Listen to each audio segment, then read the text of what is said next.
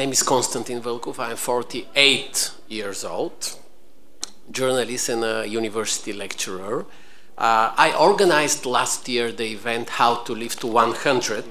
It was a conference in Bulgaria, How to Live to 100, when I was 47 years old.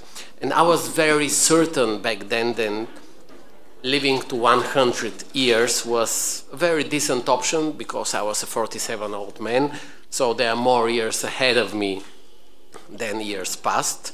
And I discovered that I made a huge mistake just before the conference because what I saw everywhere in the media world was that the goal about longevity issues was not to live to 100, but to live to 120 years, not 100. And my concept was therefore out of date already. As part of 10th edition of Delphi Economic Forum, I'm making another attempt to talk about the fight against aging. So I'm asking myself, what if we are able to live longer but in better health? A multi-billion-dollar quest, as we all know, as the longevity race is currently underway, driven by technological advancements, aging populations across the world, and huge investments from tech giants like Jeff Bezos, for example. Life expectancy has risen, but our health span, and this is very important, health span, the number of years we live without illness or disability, health span has not, leaving many people across the world with nearly 10-year gap. So these days, a lot of researchers want to learn more about the basic biology of aging and the state-of-the-art treatments that aim to reverse time. You know, you can see if something is trendy or not when you look at the jokes about it. Currently, there are only few jokes about longevity, which are good, and this is good as well. And many of them are darker and sarcastic, which is also good. Like many more things are coming in this area, probably. I'm joking, of course. But I like one of the jokes. It says like this: biohacking is this. You want to live to 120 years, and the truth is that you will actually spend the last 60 years of your life arguing with your smartwatch about your heart rate. So first of all, I would like to welcome our panelists here, and I will ask them to present them briefly, and then we will move further on. Good evening. Just with few questions, present yourself. Dr. Efi Roboti, gynecologist, obstetrician, and longevity doc. Okay. And I like that. Okay. Okay, I'm Milena Georgieva, and I'm a professor in molecular biology and longevity medicine. And I'm the scientist in the panel and an expert in genetics and epigenetics, because obviously aging is not in our genes, but in the way we live.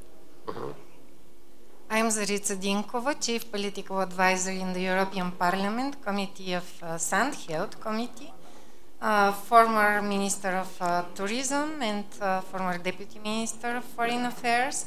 And my focus on longevity is how to design better policies, because it's a huge responsibility and challenge.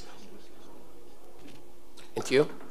Thank you for the word. My name is Arkadi Sharkov. I'm a healthcare economist by my job, basically. I teach at Sofia University. I'm a PhD candidate there.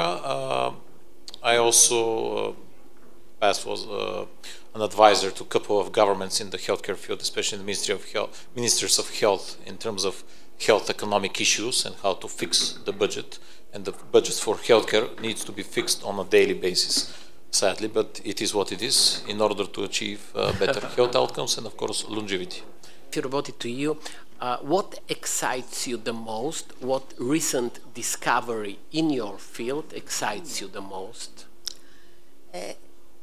My field as gynecologist, this thing that excites me most, it's the knowledge that we have now than women have more Alzheimer's disease because of their hormonal imbalances and the estrogen drops.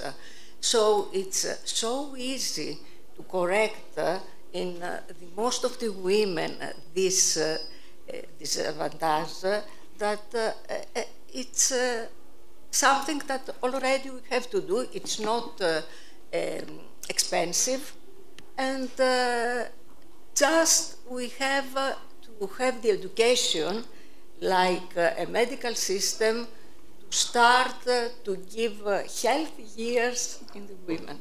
I have a question to the four of you, and then we will continue. How do you say, or what do you respond to the argument that debt is a necessity for innovation, for progress, for even meaning? Never anyone experienced something different, to be immortal, for knowing if he should be productive and with things to do, to change works, to change cultural thoughts, to change, to have the change something very vivid in his or her life. So how they dare to talk about that? So we are not there yet, but we can give to the population a good health span, a health span that should be near the lifespan. The second component of longevity have to be health span. I understand. And that it's not so difficult.